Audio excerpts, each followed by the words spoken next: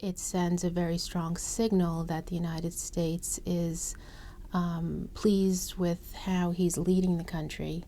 It also indicates that Washington sees him as committed to the reform process. And I do think with the president going, it is the first time a sitting president will be visiting the country.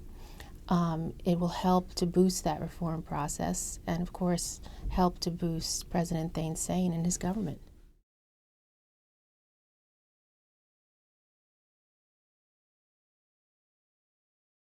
During the visit, President Obama will have a number of key items on his agenda.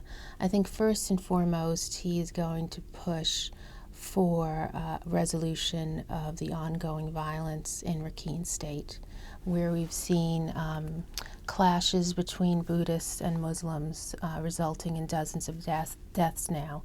An investigation is underway. The government of Myanmar has formed a commission to look into this. So I think President Obama will first express concern about what's unfolding there, but also push the government to continue to investigate and bring this issue to some resolution.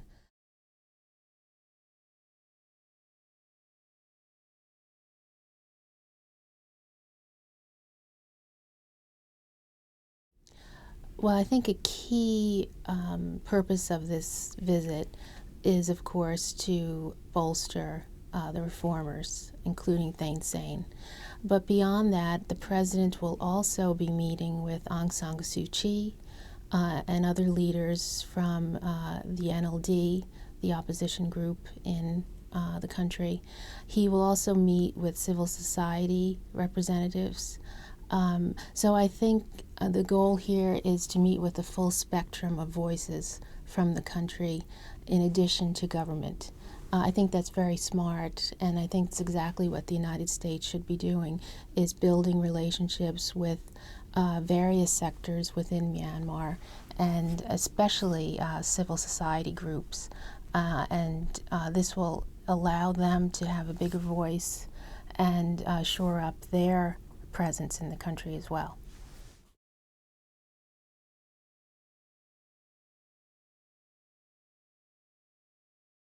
So I think Beijing will be watching this visit very closely. They'll be looking in particular to see what results from it. One thing the United States has been laying the groundwork for is military to military ties between Myanmar and the United States.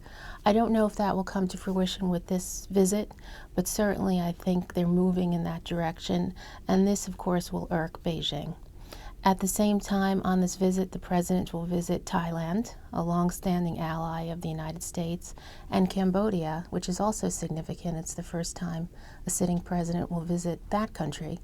So it's a clear signal that the United States is going to be putting a lot of time and attention to Asia and the countries of Asia, building military ties, deepening diplomatic relations, and shoring up trade and economic ties.